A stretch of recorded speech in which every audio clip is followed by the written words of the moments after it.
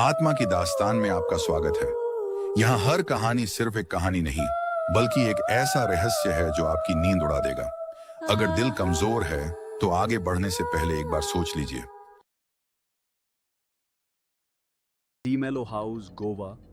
रात की चीखों की सच्ची कहानी गोवा के पुराने पुर्तगाली इलाके में समुद्र से कुछ ही दूर एक टूटी फूटी हवेली आज भी खड़ी है, जिसे स्थानीय लोग डीमेलो हाउस के नाम से जानते हैं। इस घर की दीवारें सदियों पुरानी हैं, इनका रंग अब पीला पड़ चुका है और खिड़कियों के शीशे टूटे हुए हैं।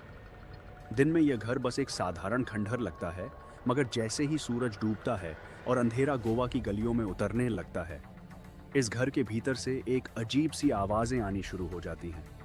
स्थानीय मछुआरे और रात को घूमने वाले लोग बताते हैं कि जब वे इस घर के पास से गुजरते हैं तो उन्हें भीतर से एक औरत के चीखने की आवाज सुनाई देती है, इतनी तेज और दर्द भरी कि सुनने वाले का खून जम जाता है।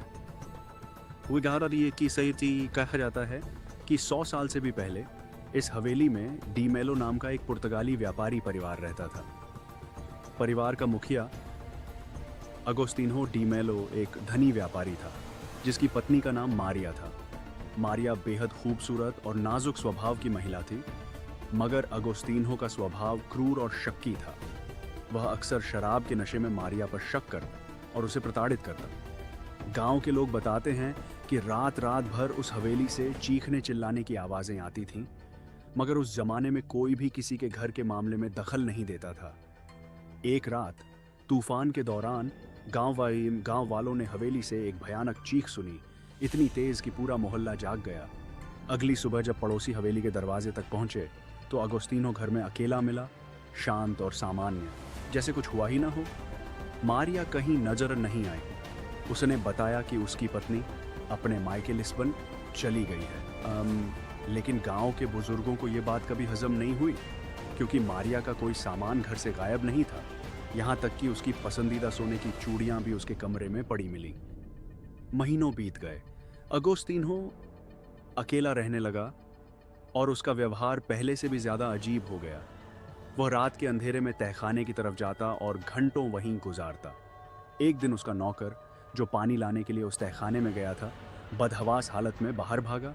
उसने बताया कि तहखाने की एक दीवार हाल ही में नई ईंटों से बनाई गई लग रही थी और उस दीवार के पीछे से हल्की सी खरोंचने की आवाज आ रही थी। यह सुनते ही गांव में यह अफवाह फैल गई कि अगोस्तिनो ने अपनी पत्नी को उसी दीवार में जिंदा चुनवा दिया है। पुर्तगाली प्रशासन ने जांच की मांग उठी, मगर अगोस्तिनो एक प्रभावशाली व्यापारी था और मामला दबा दिया गया। कुछ ही महीनों बाद अगोस्तिनो भी अचानक बीमार पड़ गया और तड़प तड़प कर मर गया। कहते हैं मरने से पहले वह लगातार बड़बड़ा रहा था कि मारिया उसे बुला रही है, कि वह दीवार के पीछे से उसका नाम पुकार रही है। उसकी मौत के बाद घर वीरान पड़ गया। कोई भी उस हवेली में रहने की हिम्मत नहीं कर सका। सालों बाद जब एक अंग्रेज परिवार ने इस हवेली को खरीदने की कोशिश की और मरम्मत का काम शुरू करवाया, तो मजदूरों ने तहखाने की उस पुरानी दीवार को तोड़ा। दीवार के पीछे से जो मिला उसने सबको दहला दिया। एक औरत का कंकाल, हाथों की हड्डियां दीवार को खरोंचने की मुद्रा में जमी हुई थीं, मानो मरने से पहले वह बाहर निकलने की आखिरी कोशिश कर रही हो। उसके गले में एक टूटी हुई सोने की चेन थी, जिस पर एम उकेरा हुआ था। उस दिन के बाद से मजदूरों में से कोई भी दोबारा उस घर में काम करने को तैयार नहीं हुआ। आज भी डीमेलो हाउस वैसे ही खंडहर हालत में खड़ा है। स्थानीय लोग बताते हैं कि रात के ठीक उसी पहर, जब तूफान वाली रात मारिया की मौत हुई थी, घर की तहखाने वाली दीवार से खरोंचने और चीखने की आवाजें आती हैं। कुछ लोगों ने दावा किया है कि उन्होंने घर की टूटी खिड़की में एक सफेद साड़ी पहने औरत का साया देखा है, जो अंदर से बाहर झांकती है, मानो अब भी बाहर निकलने की राह देख रही हो। पर्यटक गाइड इस घर को अपने भूतिया दौरों में शामिल करते हैं, मगर अक्सर चेतावनी देते हैं कि रात ढलने के बाद इस हवेली के पास मत रुकना, क्योंकि जो एक बार मारिया की चीख सुन लेता है, वह उसे कभी नहीं भूल पाता। कहते हैं कुछ आत्माएं इतने दर्द में मरती हैं कि वे कभी उस जगह को छोड़ नहीं पाती, और डी मेलो हाउस की दीवारें आज भी उस रात की गवाह बनकर खड़ी हैं, हमेशा के लिए मारिया की चीख को अपने भीतर कैद किए हुए।